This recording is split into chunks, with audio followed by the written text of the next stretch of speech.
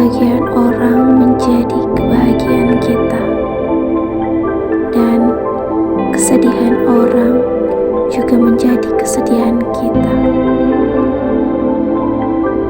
Tapi terkadang